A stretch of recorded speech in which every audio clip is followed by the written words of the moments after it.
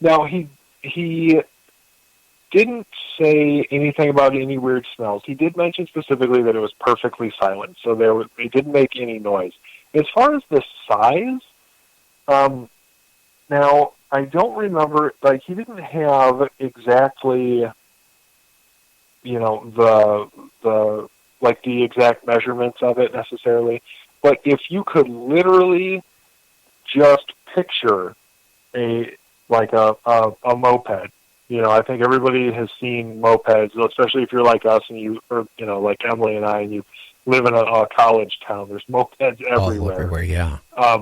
If you just picture one of those, after somebody took the wheels off it and then put, a fairly sizable, guy on there, maybe over 6 feet tall, wearing like bulky clothes with long hair, and that would be the size of it, roughly. Well, he's actually lucky he managed to get out of that, wooded area that night, because has there been any reports of these type of creatures, whatever they are, attacking humans? Well, I haven't heard of anything. Now, this one was pretty unique, frankly, because I hadn't had anything even approaching this reported to me yet, and I'm not aware of anybody else either in this area or really anywhere else, sort of outside of the couple of Mexico sightings that had anything like this, reported to them. So I didn't really know what the profile was for this sighting. I can say that I don't have any reports of anyone being attacked by any of the flying humanoids that we've investigated so far. He did wonder during this encounter, if because of some of the weird stuff, like not being able to find the tree that he hid behind, and sort of,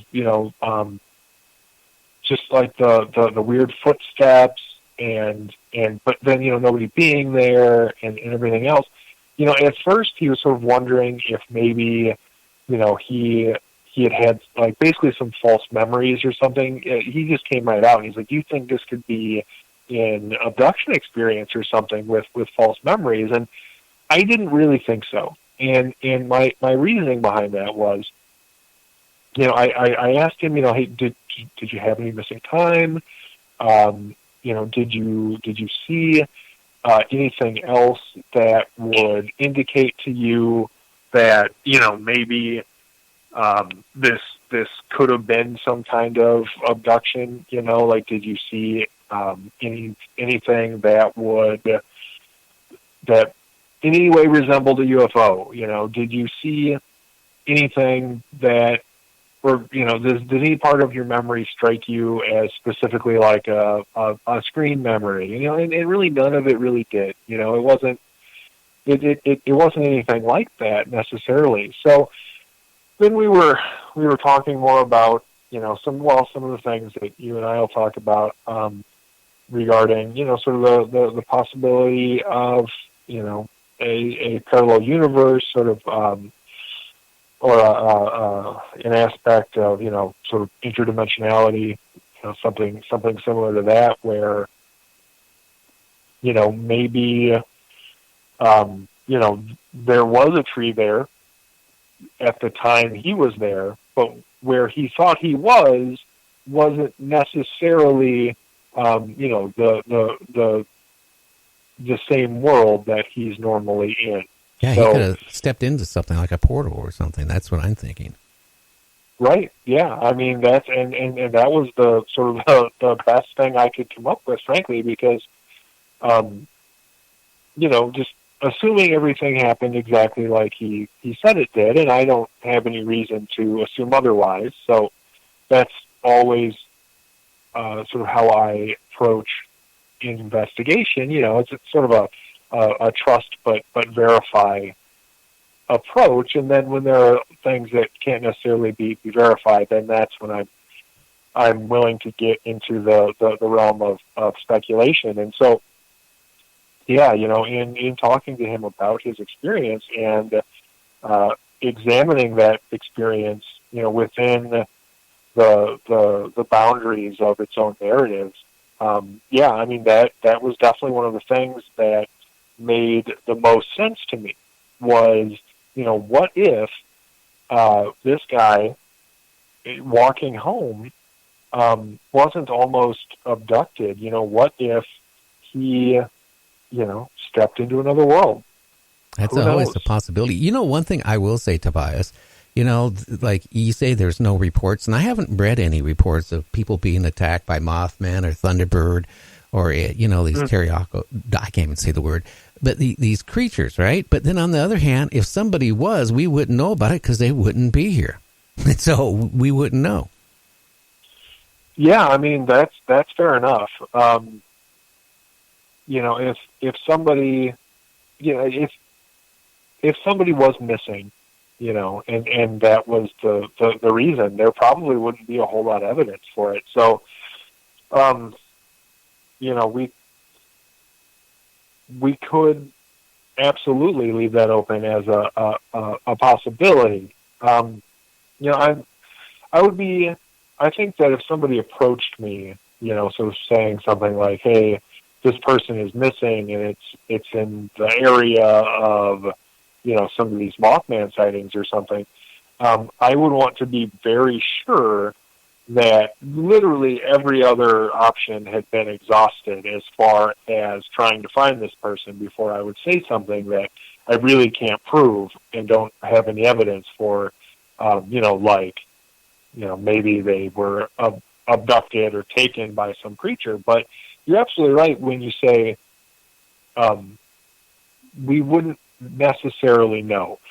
The one thing that makes me think that if it does happen, it's probably not real common, is, we never hear about any close calls.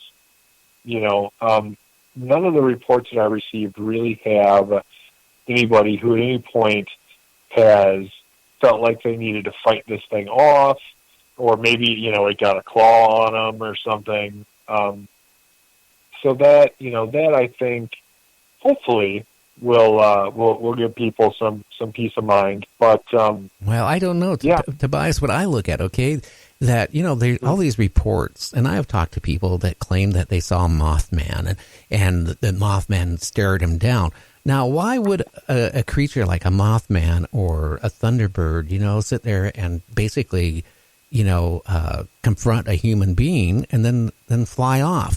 I just, that's the part. And then you look at how many people go missing in this country, this world, and there's just no trace of what happened to them. So I leave that part open because we don't know what's going on. If you believe that there is a such thing as a Mothman or a Thunderbird, then we have to look at, well, maybe that they have not been abducting people, but maybe looking at them as food too. Who knows? Yeah, I mean, I definitely could never say that does not happen. I could never be certain of that. Actually, speaking of food, when you sort of start to talk about the potential ecology of Mothman or anything similar to that, it always comes back to that fear for me, and we saw it with this guy too. Most of the cases that I find the most credible, even before the witness has any idea that they're about to see something strange, they have this feeling of fear. It's the first thing and the last thing that happens to them during one of these encounters. And what if, and I've probably mentioned this before, what if, it's the fear itself that these things are so interested in? What if we're talking about something that is so alien to us, something that operates so far outside of our understanding of how things can exist, that it literally is feeding off of fear. Like That's what I was thinking. it's making use of that fear. just like, vampires, the ones that it take energy off of people. It's the Sure. same way that these creatures could be. That's, that whole point. They scare a person and they feed off of their emotions. Absolutely. And, actually, I guess going back to your point, as long as we're speculating about it, at what lengths would these things go to scare somebody? And, how often would that go south? Like, it would have to have some real negative physical repercussions for somebody eventually. Somebody drops dead of a heart attack or, gets literally Maybe they scared have. off a cliff or something. And then, maybe you got to hide that probably, or maybe it just goes unexplained. I don't know. Well, maybe they have caused people to have heart attacks. They're finding, hunters all the time out in the woods that died from heart attacks and stuff like that. Who knows? But that's something you have to look at, that these creatures, whatever they are. And you know what? Let's face it this way. How many people, if they saw a Mothman or a Thunderbird or whatever, a humanoid creature like that, would actually report it because they would be scared to report it. The average person, if they saw something like that, they're not going to report it because they're going to be labeled as what. Oh, yeah. Yeah, that's a lot of why I do what I do, frankly, well, like I was talking about earlier, that family in Arkansas with their sighting, they only reported it because we published that article about the Wheaton pterosaur sighting. Like, that's the only reason. Otherwise, because, and this is a part of the story, I think I sort of got ahead of myself and was talking too fast. Another part of that family who saw the pterosaur in Arkansas story was that they got back to Chicago and they started telling people, they told their friends, and universally everybody laughed at them. Mm-hmm. They started telling their family and stuff, and they were like, we told people. What were you smoking when you seen it? That's what they're going to be saying. Right, yeah, exactly. It's sad, but true. That's exactly what people say. And so they went around, and that's what they said. Like, they just said, we told all these people, and our friends and family and stuff, they laughed at us and didn't believe us. And so we were prepared to sit on this story for the rest of our lives and just never tell anybody ever again until we saw that article about the pterosaur in Wheaton, and we knew we weren't alone. And then that's when they were like, hey, we can come forward. We can actually tell somebody about this. So, yeah, a lot of people don't. There's another reason people don't, too. And this one isn't talked about, I think, as much, but sometimes people will have this overwhelming fear that if they talk about this thing, one, they might be punished, or two, talking about it will actually, sort of act to summon the creature. Like, it'll get its attention, and they're so scared of it that they don't want to risk that. So, excuse me. People will just be completely terrified to talk about it because they have this sense that if they do talk about it, then something bad is going to happen to them. And it's not going to be anything that any human being does to them. It's not going to be getting laughed at. It's not going to be anything else not anything in that realm. They're terrified that whatever they saw is going to do something to them. And you never know. So, I said, you never know. But guess what, Tobias? Our time is up again. This hour just flew by. Fast. You know what? Tell everybody how they can find you.